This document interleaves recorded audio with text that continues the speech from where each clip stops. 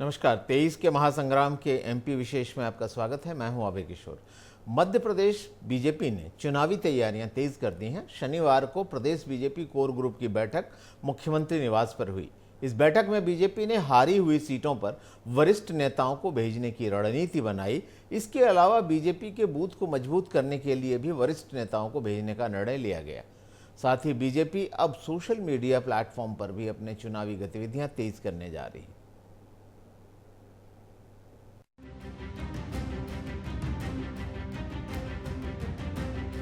मध्य प्रदेश में विधानसभा चुनाव के लिए बीजेपी ने 136 सीटों पर अपने उम्मीदवारों की घोषणा करने के बाद अपनी रणनीति भी तैयार कर ली है।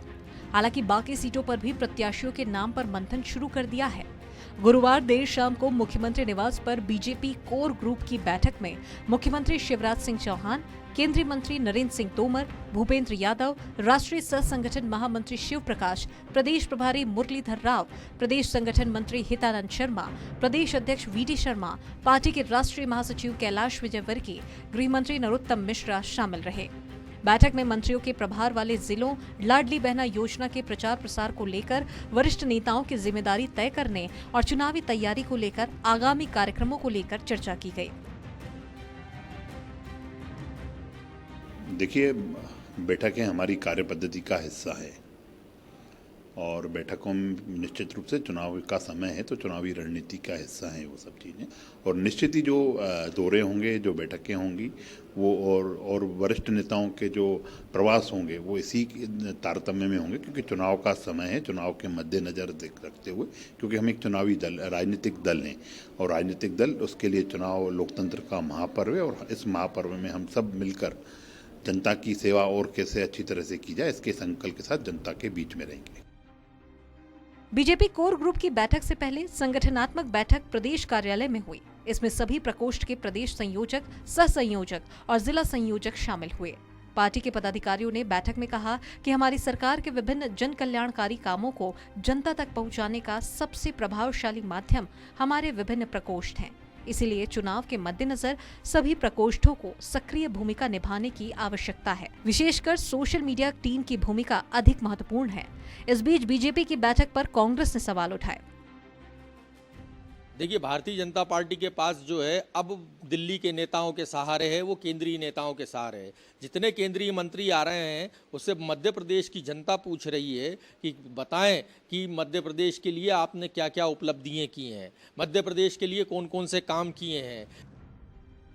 बीजेपी ने भले ही चुनावी रणनीति बना ली है, लेकिन पार्टी ने अभी तक बाकी बची 94 सीटों के लिए उम्मीदवारों के नामों की घोषणा नहीं की है। जिन सीटों पर उम्मीदवारों के नामों की घोषणा बाकी है, उनमें कई ऐसे नाम भी हैं जिनको लेकर बीजेपी एक बार और मंथन कर लेना चाहती है। इसमें 67 ऐसे विधायक और मंत्री हैं जिनको बीजेपी टिकट देने का निर्णय फिलहाल नहीं ले पाई है। Bureau report, Asian news, Bhopal. तो चुनावों की घोषणा होने के साथ ही दोनों ही दलों में राजनीतिक सुगबुगाहट और रणनीतियों पर चर्चा तेज हो गई है। किस तरह से चुनाव में सत्ता में बना रहा जाए या सत्ता पर कब्जा किया जाए, इसे लेकर बीजेपी और कांग्रेस की सारी गतिविधियां चल रही हैं। हम रोज़ आपको अपडेट करते हैं मध्य प्रदेश में क्या कुछ घट रहा है, मध्य प्रदेश की राजनीति में क्या घट रहा है, और इसी कड़ी में आज हम इस बात पर चर्चा करेंगे कि बीजेपी कोर ग्रुप की बैठक कल हुई तो इसमें क्या चर्चा हुई, आगे किस तरह की रणनीति बीजेपी अपनाने जा रही है, जवाब में कांग्रेस क्या करने जा रही है। इस मसले पर चर्चा करने के लिए मेरे साथ हमारे ब्यूरो चीफ भोपाल के जो हैं राकेश शर्मा जी, वो जुड़े हुए हैं। राकेश, बहुत बहुत स्वागत। जो गतिविधियां हैं, कल बीजेपी कोर ग्रुप की जब बैठक हुई तो तमाम एंगल्स पे चर्चा हुई और जो खबरें छन छन कर आ रही हैं उसमें चाहे प्रधानमंत्री हों, चाहे अमित शाह हों या तमाम दिग्गज नेताओं हों, केंद्रीय मंत्री हों, उन सब के दौरों की भी पूरी बताया जाता है कि स्ट्रेटेजी बनाई गई। तो क्या सोच रही बीजेपी, कैसे चुनाव मैदान में विजयश्री हासिल करना चाहती है? देर शाम को जो है बीजेपी कोर ग्रुप की जो बैठक हुई है उसमें तमाम बीजेपी के जितने राष्ट्रीय नेतृत्व के नेता हैं उनके दौरों को लेकर चर्चा की गई है। देखिए, अभी जिस प्रकार से भी बात की जाए तो जन आशीर्वाद यात्रा के दौरान बीजेपी के केंद्रीय नेतृत्व ने अलग अलग संभागों से जो जन आशीर्वाद यात्रा को जो हरी झंडी दिखाई थी, अभी बात की जाए तो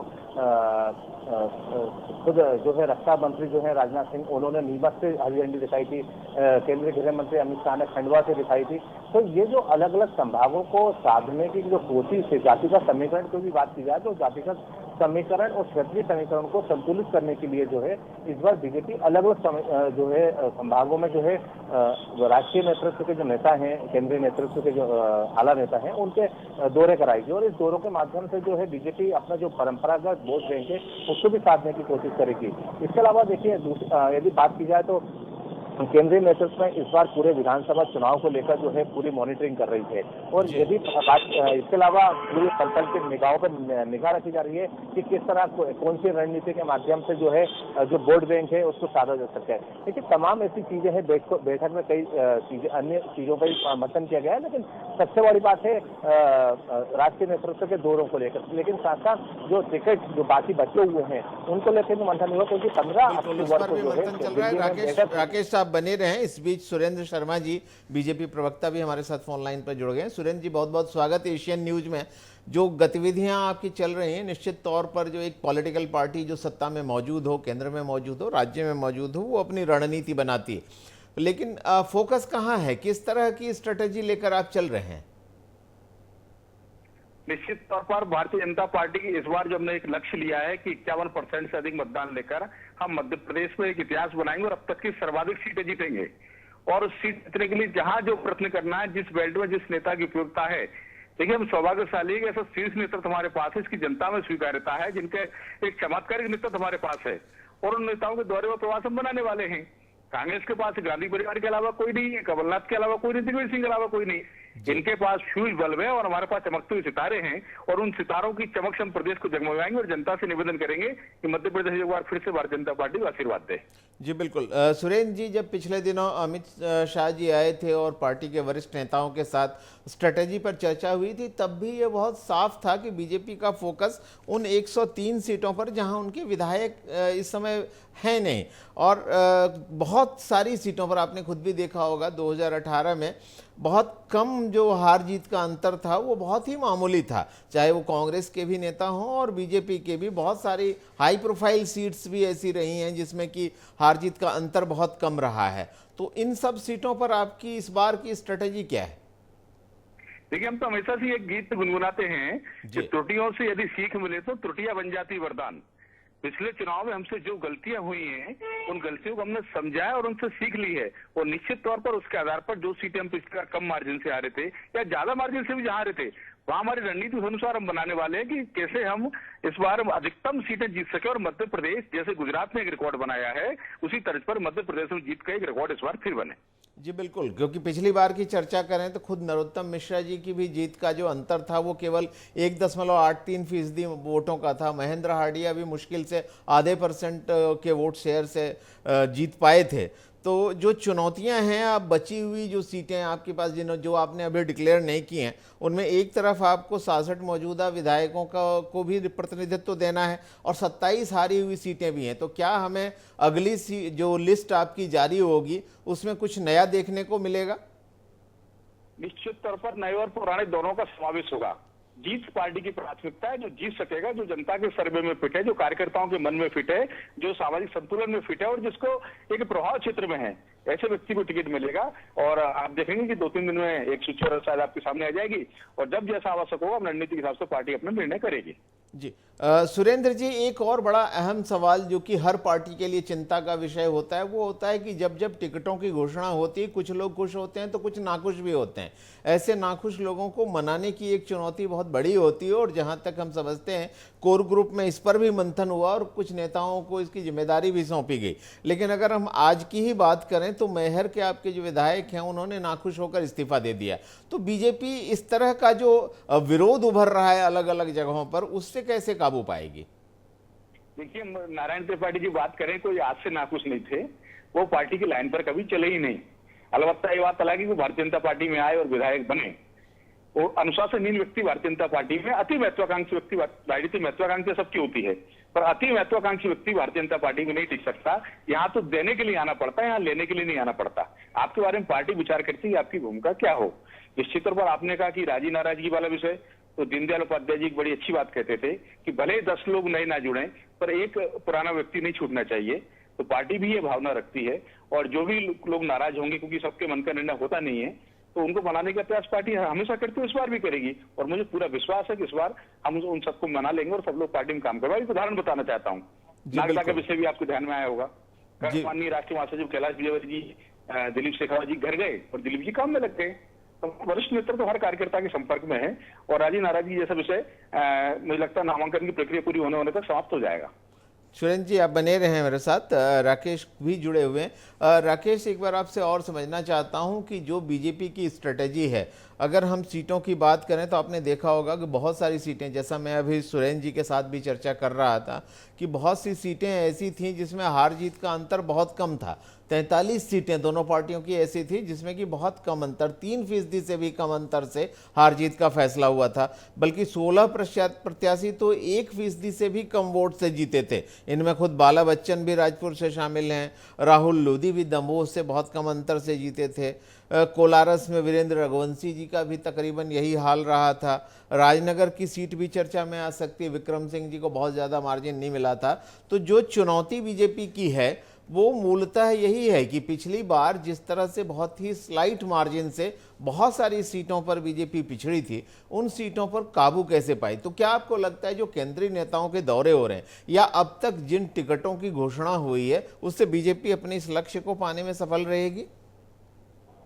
देखिए अभी जी, मैं आपको बताना चाहूंगा कि जिस प्रकार से 103 जो आकांक्षी विधानसभा सीटें थी, जिनको लेकर लंबे समय से जो है बीजेपी काम कर रही थी और उसी को लेकर जो है अपनी रणनीति बना रही थी कि किस तरह से इन 103 जो विधानसभा सीटें हैं इनका फतेह पाई जा सके, इनको लेकर जो है जिस प्रकार से लंबे समय से जो बीजेपी का संगठनात्मक काम कर रहा था, यही कारण था कि बीजेपी ने जो अपनी अभी जो लिस्टें हाल ही में जो जारी करी हैं, उन पर संगठन में समन्वय बनाते हुए जो है जिस प्रकार के जो प्रत्याशी खड़े किए हैं, उसमें माना सकता है कि बीजेपी को इसमें चुनौती जरूर मिलेगी, लेकिन बीजेपी पूरी तौर से जो प्रयास कर रही है कि इन सीटों पर जो है हम जीत हासिल कर सके। दूसरे देखिए, आपने बात की जो कम मार्जिन की जो सीटें हैं, जिन सीटों पर जो है कम मार्जिन से बीजेपी जीत हासिल कर पाई है, तो उन सीटों पर भी जो है इस बार बीजेपी ने जो पिछले समय से पहले जो डिक्लेयर करे थे, उसका मेन मकसद ये था कि इन सीटों पर जो है सबसे ज्यादा से ज्यादा जो है इन सीटों को हम जीत सके। क्योंकि देखिए मार्जिन कम है, ऐसे में बस उन बूथों पर सबसे ज्यादा बीजेपी फोकस करेगी जहां पर कम मतों से हार जीत का अंतर था। तो ऐसे में माना जाता है कि आने वाले समय में अब बीजेपी की जो 5वीं सूची होगी, उसमें उम्मीदवार किस तरह से बीजेपी सामने लेकर आती है उन उम्मीदवारों को, वो भी बहुत सारी चीजें तय करेगी। जी बिल्कुल राकेश। सुरेंद्र जी, एक और जो बड़ी चुनौती हर पार्टी के सामने रहती है, मैं समझता हूं कि बीजेपी भी इस पर निश्चित तौर पर चिंतन मंथन कर रही है। कांग्रेस जिस तरह से कुछ वादे कर रही है वोटरों को अट्रैक्ट करने के लिए, जैसे हमने देखा होगा कि अभी प्रियंका गांधी आई तो मंडला में उन्होंने कहा कि 12वीं तक के स्टूडेंट्स के लिए हम जो है मुफ्त शिक्षा की एक योजना लेकर आ रहे हैं कि 8वीं तक जो होगा उसको 500 रुपये प्रति माह प्रोत्साहन भी दिया जाएगा, 9वीं 10वीं में 1000 रुपये और 11वीं 12वीं में जो है 1500 रुपये। तो इस तरह की घोषणाएं, या सिलेंडर कम देना, कम पैसे में देना, किसानों का कर्ज माफी किसानों की होने वाली हो, इस तरह की जो तमाम घोषणाएं हैं, उनके मुकाबले बीजेपी क्या सोच रही है? देखिए, 15 महीने का कमलनाथ का कुशासन मध्य प्रदेश की जनता ने देखा है। 15 महीने तक जनता पूछती रही क्या हुआ तेरा वादा, और कमलनाथ जी कहते रहे वादा तो टूट जाता है। ये जो कांग्रेस की डपोल संघ की घोषणाएं हैं, ये केवल कहते हैं, करते नहीं है। जनता इनको समझ गई है, इनके झांसे में, इनके भ्रम में आने वाली नहीं है। और ये घोषणाएं तो तब पूरी करेंगे जब इनकी सरकार बनेगी। सरकार तो भारतीय जनता पार्टी की बनने वाली है पूर्ण बहुमत के साथ। हमने जो कहा है वो किया है। हमने लाडली बहना को 1000 से शुरू किया, 1250 तक ले आया, 3000 तक ले जाएंगे। ये तो केवल कह रहे हैं, डपोल संघ की घोषणा है, इनका कोई असर पड़ने वाला नहीं है। जनता इनका वादे और उसको निभाने की आदत देख चुकी है। जी सुरेंद्र जी, अभी कांग्रेस अब तक अपने टिकटों की घोषणा नहीं कर पाई है, इसके बारे में बीजेपी का मंथन क्या कहता है? क्या कांग्रेस कहीं उलझी हुई है, कहीं पेच फंस रहा है और जिसका लाभ आपकी पार्टी को मिल सकता है? निश्चित तौर पर कांग्रेस तो अपने ही मकड़ जाल में खुद उलझ गई है। मैं बीच में दिल्ली गया था तो कांग्रेस के एक वरिष्ठ नेता से मेरी ट्रेन में मुलाकात हुई। उन्होंने सत्यता को स्वीकार करते हुए कहा कि 50 सीटें ऐसी हैं जिसमें 17 मेरे ग्वालियर संभल संभाग की हैं, जहां कांग्रेस के पास मध्य प्रदेश में लड़ने के लिए प्रत्याशी नहीं है। ये खोज रहे हैं, कोई भाजपा का नाराज व्यक्ति आ जाए, कोई कहीं का सेठ आ जाए, कोई समाज सेवी आ जाए जिनके चुनाव लड़ ले, इनके पास लड़ने के लिए प्रत्याशी नहीं है। हालत तो ये है कि हो सकता है डॉक्टर गोविंद सिंह का टिकट भी कट जाए। केपी सिंह जी कल दिल्ली दौड़ गए, जिनको अपराजय योद्धा 6 बार के पिछोड़ से विधायक बने, पूर्व मंत्री। तो ये कांग्रेस की हालत, इनको लड़ने के लिए लोग नहीं मिले, आपस में समन्वय नहीं है। दिग्विजय सिंह, अरुण यादव और राहुल भैया की अपनी ढपली अपना राग चल रहा है और कांग्रेस मुझे लगता है कि टिकट अगर आखिरी दिन तक घोषित कर दे तो आसान होना चाहिए। सुरेंद्र जी, आपकी जो भी सूचियां जारी हुई हैं उसने हर बार कुछ न कुछ नया दिया है। जब पहली सूची जारी हुई तो बहुत सारे नए चेहरे उसमें दिखाई दिए। आप लोगों ने खुद भी कहा कि जब दूसरी सूची आएगी तो बहुत चौंकाने वाली होगी, और आपने वाकई चौंकाया भी। 3 केंद्रीय मंत्रियों को उतार दिया, 6-7 सांसद मैदान में दिखाई दिए, और बहुत समय तक ये चर्चा रही कि शिवराज जी चुनाव नहीं लड़ेंगे। और इसके बाद जब एक और सूची आती है तो उस सूची में हम देखते हैं कि 24 मंत्री शामिल हैं और पारंपरिक सीटों से शामिल हैं। तो ये जो अलग अलग सूचियों में जो दिखाई दे रहा है, क्या हम ये माने कि बीजेपी को ऐसा लग रहा है कि हम पुराने चेहरों को अगर सामने नहीं लाते हैं तो किसी किस्म का भितरघात हो सकता है? नहीं, देखिए, सारे के सारे 230 तो नहीं बदल सकते। जिन्होंने अच्छा काम किया, जिनका सर्वे अच्छा है, जिनको कार्यकर्ता पसंद करते हैं, जनता पसंद करती है, तो उनके बारे में निर्णय होते जा रहे हैं। बाकी पे विचार चल रहा है। कुछ रणनीति ये भी होती है कि उस क्षेत्र के अपने समीकरण होते हैं, तो कांग्रेस के प्रत्याशी कौन होंगे उसका भी हमको इंतजार है, बाकी प्रत्याशी कौन होंगे उसका भी इंतजार है। कुल मिलाकर चुनाव एक रणनीति के तहत लड़ा जाता है और भारतीय जनता पार्टी उस रणनीति के तहत अपने प्रत्याशी घोषित कर रही है। कांग्रेस तो कुछ तय ही नहीं कर पा रही, ना उनको सूझते बन रहा, ना बूझते बन रहा, ना उनको कुछ नेता निगलते बन रहा, न उगलते बन रहे। जी बिल्कुल। हालत ये है। जी सुरेंद्र जी, एक सवाल आपसे और करना चाहूँगा मैं कि हमने देखा है पिछले दिनों प्रधानमंत्री जी भी महाकौशल इलाके में आते हैं और रानी दुर्गावती के स्मारक की उन्होंने आधारशिला रखी। आदिवासियों के लिए उन्होंने तमाम तरह की जो घोषणाएं हो सकती थी वो आदिवासियों को साधने के लिए की हैं, लेकिन कांग्रेस भी तकरीबन इसी लाइन पर चल रही है। चाहे बात व्यवहारी की हो, चाहे मंडला की हो, चाहे आप टंटिया भील की प्रतिमा पर माल्यार्पण करती हुई प्रियंका गांधी की हो, वो भी अपने ट्रेडिशनल वोट बैंक की जो आदिवासी हैं उनको अपने साथ रखने की कोशिश कर रही है। बीजेपी इस बड़े वोट बैंक पर जो आमतौर पर कांग्रेस के साथ रहता है, कैसे अपने साथ करेगी इसे? नहीं, हम तो केवल एक जाति वर्ग के बारे में बात ही नहीं करते। सबके साथ, सबका विकास, सबका विश्वास, सबका प्रयास, ये तो कांग्रेस को पूछना चाहिए। जिस वनवासी समाज ने कांग्रेस को दशकों तक सर पे बिठाया, उस समाज के साथ इन्होंने किया क्या? कभी उनके कच्चे घरों को पक्का बनवाया क्या? कभी उनको शौचालय दिया क्या? कभी उनको स्वास्थ्य दिया क्या? कभी उनको सड़क दी क्या? ये शंकर साय, रघुनाथ साय की याद कभी कांग्रेस को क्यों नहीं आई? रानी दुर्गावती की याद कभी क्यों नहीं आई? इस टंटिया मामा की प्रतिमा पर आप माल्यार्पण कर रहे हो, आपकी सरकार है 40-45 साल मध्य प्रदेश में, क्यों नहीं बनी? ये कांग्रेस के सामने सवाल है। रानी कमलापति की याद आपको क्यों नहीं आई? आपने इस देश के शहीदों को, इस देश के नायकों को बिसराने का काम किया है। आपने केवल जनजातीय समाज को वोट बैंक समझने का काम किया। उनके पेट में कभी दाना आए आपने प्रयास नहीं किया, उनका स्वास्थ्य ठीक है आपने प्रयास नहीं किया। आपने उनकी गरीबी का मजाक उड़ाते हुए केवल वोट बैंक के रूप में इस्तेमाल किया है। इसको समाज समझ गया तो आज भारतीय जनता पार्टी को सपोर्ट करता है। जी सुरेंद्र जी, जो जाति जनगणना का कार्ड है, जाति जनगणना की बात बार बार की जा रही है। राहुल गांधी भी आते हैं तो कहते हैं कि हमारी सरकार आएगी तो जाति जनगणना कराएंगे। अलग अलग राज्यों में इसकी घोषणा की जा रही है, छत्तीसगढ़ में भी की जा रही है, राजस्थान में भी की जा रही है। और दूसरी तरफ आपका जो 136 उम्मीदवार अभी घोषित किए गए हैं उसमें 29% उम्मीदवार पहले से ही ओबीसी हैं। क्या आपको लगता है कि ये इंडिया गठबंधन या कांग्रेस जिस जाति जनगणना के आधार पर जो जिस ध्रुवीकरण की कोशिश कर रहा है उसको आपके चुनावी समीकरण पहले ही फेल कर रहे हैं? नहीं, एक बात ये समझना चाहिए, सोनिया गांधी जी कहते हैं मैं इंदिरा गांधी की बहू हूँ, प्रियंका जी कहते हैं मैं इंदिरा गांधी की पोती हूँ, राहुल गांधी कहते हैं मैं इंदिरा गांधी का पोता हूँ। और इंदिरा जी का नारा था जात पर ना पात पर वोट लगेगी हाथ पर। जरा पूछिए कांग्रेस से नारा था कि नहीं था? आज आप जातिवाद की बात कर रहे हैं। आप लोगों को जाति में तोड़कर समाज के विभाजन खड़ा करना चाहते हैं। आप जिस इंडिया गठबंधन की बात करते हैं वो सनातन विरोधी है। दयानिधि मारन के बेटे कहते हैं कि सनातन तो डेंगू मलेरिया जैसा है, इसको मसल देना चाहिए। कुछ लोग उसको एड्स कहते हैं। उस गठबंधन में कांग्रेस शामिल है। आप हिंदुत्व के विरोधी हैं, आप सनातन के विरोधी हैं। कांग्रेस का ये चरित्र मध्य प्रदेश और देश की जनता देख रही है। चलिए सुरेंद्र जी, आप हमारे साथ इस चर्चा में शामिल हुए, इसके लिए आपका बहुत बहुत धन्यवाद। राकेश, एक सवाल आपसे और पूछना चाहूँगा कि ये जो तमाम समीकरण है इसके बीच में एक सनातन का मुद्दा भी बार बार उभर रहा है।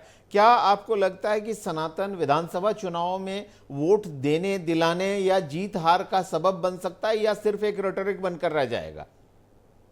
देखिए अभिषेक जी, सबसे पहली बात यह है कि जिस प्रकार से सनातन के मुद्दे को लेकर बीजेपी ने जो हवा दी है वो निश्चित तौर पर आने वाले विधानसभा चुनाव में बीजेपी के लिए एक कहा जा सकता है कि एक हथियार के रूप में उसका उपयोग करेगी। और इस सनातन के मुद्दे पर यदि पिछले एक महीने से दौरान जो देखा जा रहा है कि राजनीति का जो समीकरण है वो किस दिशा में जा रहा है, इस बार भी जो चुनाव नजर आ रहे हैं वो चुनाव बीजेपी के सनातन धर्म की ओर या धर्म की ओर जाते हुए दिखाई दे रहे हैं। सनातन को लेकर जिस प्रकार से पिछले काफी दिनों से जो बीजेपी हमलावर विपक्ष तो होते हुए नजर आ रही है, जो है सत्तारूढ़ बीजेपी ने जिस प्रकार से विपक्षी दल कांग्रेस को लेकर हमलावर नजर आई सनातन धर्म को लेकर, और जिस प्रकार की जो बयानबाजी सामने आई है उससे निश्चित तौर पर बना सकता है, क्योंकि आए दिन जिस प्रकार के जो प्रदेश के जो आला नेता हैं वो सनातन धर्म को लेकर विपक्ष के जो नेताओं पर जो हमला कर रहे हैं, बयान दे रहे हैं, वो माना सकता है कि आने वाले चुनाव में जो है बीजेपी इसको उपयोग भी करेगी। और दूसरी ओर बात की जाए तो देखिए हमेशा बीजेपी का जो हिंदुत्व जो कार्ड रहता है वो सनातन पे रहता है, धर्म पे रहता है, और यही कारण रहता है कि जो बड़ा जो वोट बैंक है वो बीजेपी की ओर उसका झुकाव दिखाई देता है। और यही कारण है कि इस बार भी जो सनातन का जो मुद्दा रहेगा वो इस विधानसभा चुनाव में हावी नजर आएगा और बीजेपी को इसका लाभ भी मिलेगा। जी राकेश, एक आखिरी सवाल और करना चाहूँगा। आप अपनी रिपोर्ट में भी आपने इस बात का जिक्र किया है कि सोशल मीडिया प्लेटफॉर्म और सोशल मीडिया का इस्तेमाल बीजेपी करने जा रही है। क्या आपको लगता है इस कार्ड में इस चुनाव में सोशल मीडिया एक निर्णायक भूमिका निभाने वाला है और यूथ जो कि एक सबसे बड़ा वर्ग उभर कर आ रहा है मतदाताओं को, उसको एड्रेस करने में बीजेपी अपनी इस मुहिम से कामयाब हो पाएगी? देखिए बिल्कुल निश्चित तौर पर आपने सही कहा, क्योंकि सोशल मीडिया के आज इस युग में जो है युवा सबसे ज्यादा उससे कनेक्ट हैं और बीजेपी इसको हथियार के रूप में उपयोग कर रही है आने वाले विधानसभा चुनाव में भी। और देखा जाए तो बड़ी जो लंबी फौज है सोशल मीडिया इन्फ्लुएंसर की जो बीजेपी ने खड़ी की है, जिसके माध्यम से बीजेपी अपनी तमाम योजनाओं की, चाहे केंद्र की हो या राज्य की, तमाम योजनाओं को जो है सोशल मीडिया के माध्यम से युवाओं के बीच में लेके जा रही है। देखिए आज हर व्यक्ति के हाथ में मोबाइल है और उस मोबाइल में सोशल मीडिया के माध्यम से जो यदि बीजेपी हो या कांग्रेस दोनों ही दल जो है अपनी अपनी योजनाओं का बखान कर रहे हैं। और यदि सोशल मीडिया का जो उपयोग सबसे ज्यादा किए जाने का जो सबसे ज्यादा जो उपयोग कर रही है वो बीजेपी कर रही है। और इसी को लेकर उन्होंने तमाम जो युवाओं की जो फौज है, जो इंजीनियरिंग के स्टूडेंट्स हैं, उन लोगों को हायर किया है और उनके माध्यम से अपनी योजनाओं का बखान कर रही है सोशल मीडिया के माध्यम से, चाहे फेसबुक हो, यूट्यूब हो या इंस्टाग्राम हो या ट्विटर हो। बिल्कुल राकेश, देखना होगा कि इसका चुनाव में कितना असर होता है, लेकिन हमने देखा है कि एक एक करके 2014 के लोकसभा चुनाव के बाद से ही देश में जो जनधारणा है उसको कायम करने में, ओपिनियन कायम करने में सोशल मीडिया की एक बड़ी निर्णायक भूमिका रही है। बहरहाल आज की चर्चा जो है वो बीजेपी की रणनीति पर केंद्रित रही। राकेश, इस चर्चा में आप शामिल हुए, इसके लिए आपका बहुत बहुत धन्यवाद। थोड़ी देर पहले सुरेंद्र शर्मा जी भी जुड़े थे, बीजेपी के प्रवक्ता, और उन्होंने भी अपनी राय रखी। तो आज की चर्चा में इतना ही, मुझे दीजिए इजाज़त, नमस्कार।